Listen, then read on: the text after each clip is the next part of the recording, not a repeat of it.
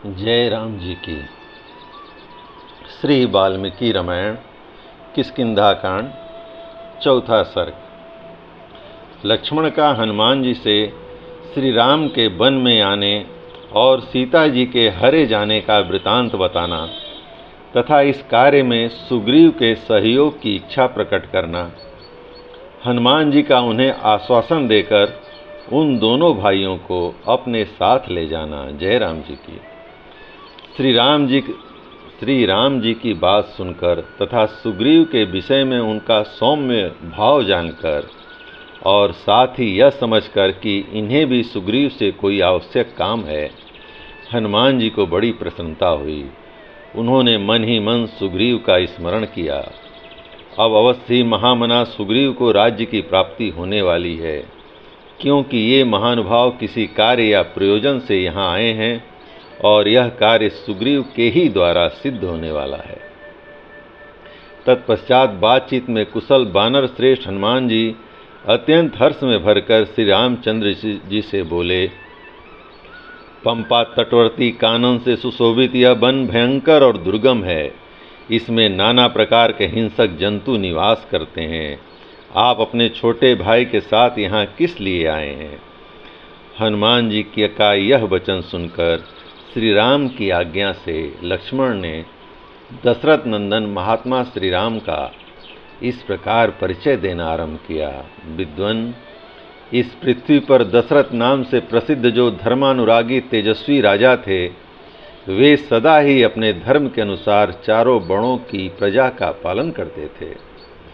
इस भूतल पर उनसे द्वेष रखने वाला कोई नहीं था और वे भी किसी से द्वेष नहीं रखते थे। वे समस्त प्राणियों पर दूसरे ब्रह्मा जी के समान स्नेह रखते थे। उन्होंने पर्याप्त दक्षिणा वाले अग्नि अष्टम आदि यज्ञों का अनुष्ठान किया था।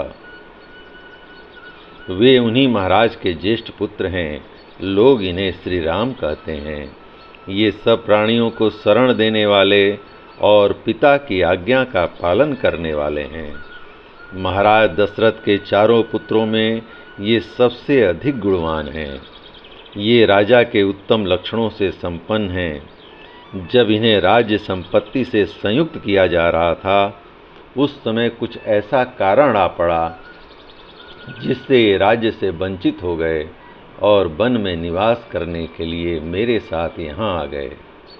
महाभाग, जैसे दिन का क्षय होने पर सायंकाल महातेजस्वी सूर्य अपने प्रभा के साथ अस्ताचल को जाते हैं, उसी प्रकार ये जितेंद्री रघुनाथ जी अपनी पत्नी सीता के साथ वन में आए हैं। मैं इनका छोटा भाई हूँ। मेरा नाम लक्ष्मण है। मैं अपने कृतज्ञ और बहुज्ञ भाई के गुणों से आकृष्ट होकर इनका दास हो गया हूँ। संपूर्ण भूतों के हित में मन लगाने वाले, सुख भोगने के योग्य, महापुरुषों द्वारा पूजनीय, ऐश्वर्य से हीन तथा वनवास में तत्पर मेरे भाई की पत्नी को इच्छानुसार रूप धारण करने वाले एक राक्षस ने सूने आश्रम से हर लिया। जिसने इनकी पत्नी का हरण किया है, वह राक्षस कौन है और कहाँ रहता है, इत्यादि बातों का ठीक ठीक पता नहीं लग रहा है। दनु नामक एक दैत्य है जो साप से राक्षस भाव को प्राप्त हुआ था। उसने सुग्रीव का नाम बताया और कहा, वानर राज सुग्रीव सामर्थ्यशाली और महान पराक्रमी हैं। वे आपकी पत्नी का अपहरण करने वाले राक्षस का पता लगा देंगे। ऐसा कहकर तेज से प्रकाशित होता हुआ दनु स्वर्गलोक में पहुंचने के लिए आकाश में उड़ गया। आपके प्रश्न के अनुसार मैंने सब बातें ठीक ठीक बता दी। मैं और श्री राम दोनों ही सुग्रीव की शरण में आए हैं। ये पहले बहुत से धन वैभव का दान करके परम उत्तम यश प्राप्त कर चुके हैं। जो पूर्व काल में संपूर्ण जगत के नाथ संरक्षक थे, वे आज सुग्रीव को अपना रक्षक बनाना चाहते हैं। सीता जिनकी पुत्र वधू है, जो शरणागत पालक और धर्म वत्सल रहे हैं, उन्हीं महाराज दशरथ के पुत्र शरणदाता श्री राम आज सुग्रीव की शरण में आए हैं। जो मेरे धर्मात्मा बड़े भाई श्री रघुनाथ जी पहले संपूर्ण जगत को शरण देने वाले तथा शरणागत बख्शल रहे थे, वे इस समय सुग्रीव की शरण में आए हैं। जिनके प्रसन्न होने पर सदा यह सारी प्रजा प्रसन्नता से खिल उठती थी, वे ही श्री राम आज वानर राज सुग्रीव की प्रसन्नता चाहते हैं। जिन राजा दशरथ ने सदा अपने यहाँ आए हुए भूमंडल के सर्व सद्गुण संपन्न समस्त राजाओं का निरंतर सम्मान किया, उन्हीं के ये त्रिभुवन विख्यात ज्येष्ठ पुत्र श्री राम आज वानर राज सुग्रीव की शरण में आए हैं। श्री राम शोक से अभिभूत और आर्त होकर शरण में आए हैं। युद्धपतियों सहित सुग्रीव को इन पर कृपा करनी चाहिए। नेत्रों से आंसू बहाकर करुणाजनक स्वर में ऐसी बातें कहते हुए सुमित्रा कुमार लक्ष्मण से कुशल वक्ता हनुमान जी ने इस प्रकार कहा। राजकुमारों, वनराज सुग्रीव को आप जैसे बुद्धिमान, क्रोध विजयी और जितेंद्रीय पुरुषों से मिलने की आवश्यकता थी। सौभाग्य की बात है, आपने स्वयं ही दर्शन दे दिया। वे भी राज्य से भ्रष्ट हैं। बाली के साथ उनकी शत्रुता हो गई है। उनकी स्त्री का बाली ने ही अपहरण कर लिया है तथा उस दुष्ट भाई ने उन्हें घर से निकाल दिया है। इसलिए वे अत्यंत भयभीत होकर वन में निवास करते हैं।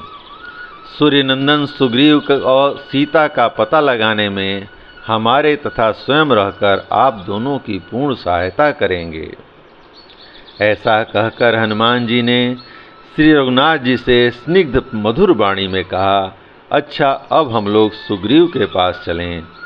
उस समय धर्मात्मा लक्ष्मण ने उपयुक्त बात कहने वाले हनुमान जी का यथोचित सम्मान किया और श्री रामचंद्र जी से कहा, भैया रघुनंदन, ये वानर श्रेष्ठ पवन कुमार हनुमान अत्यंत हर्ष से भरकर जैसी बात कह रहे हैं, उससे जान पड़ता है कि सुग्रीव को भी आपसे कुछ काम है।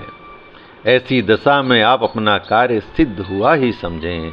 इनके मुख की कांति स्पष्टता प्रसन्न दिखाई देती है और ये हर्ष से उत्फुल्ल होकर बातचीत करते हैं। अतः मेरा विश्वास है कि पवन पुत्र वीर हनुमान जी झूठ नहीं बोलेंगे। तदंतर परम बुद्धिमान पवन पुत्र हनुमान जी उन दोनों रघुवंशी वीरों को साथ ले सुग्रीव से मिलने के लिए चल दिए। कपिवर हनुमान ने भिक्षु रूप को त्याग कर वानर रूप धारण कर लिया। वे उन दोनों वीरों को अपनी पीठ पर बिठाकर वहां से चल दिए।